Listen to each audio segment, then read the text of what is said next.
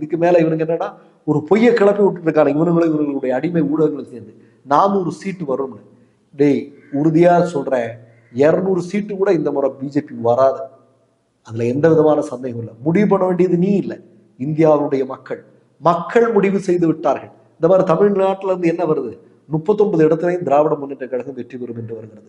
கேரளாவில் 20 இடங்களிலும் கம்யூனிஸ்ட் கட்சியும் காங்கிரசும் அங்கே வெற்றி பெறும் என்று சொல்கிறது. தெலுங்கானா முழுவதிலும் அங்கே காங்கிரஸ் கட்சி வெற்றி பெறும் என்று சொல்கிறார்கள். ஆந்திராவில் ஜெகன்மோகனுடைய கட்சி வெற்றி பெறும் என்று சொல்கிறார்கள். கர்நாடகாவில் வந்து கொண்டிருக்கக்கூடிய செய்திதான் 20க்கும் அதிகமான இடங்களில் காங்கிரஸ் கட்சி வெற்றி பெறும், 2 இடங்களில் மட்டும்தான் பாஜக வெற்றி பெறும் என்று சொல்கிறது. அப்ப பொதுவா நீங்க பாத்தீங்கன்னா ஒரு 160 இடங்கள்ல 4 இடங்களில் மட்டுமே பாஜக வெற்றி பெறும். இதுல இவனுங்க கணக்கு காட்டி நம்மளை மிரட்டி பாக்குறாங்க, பயமுறுத்தி பாக்குறாங்க.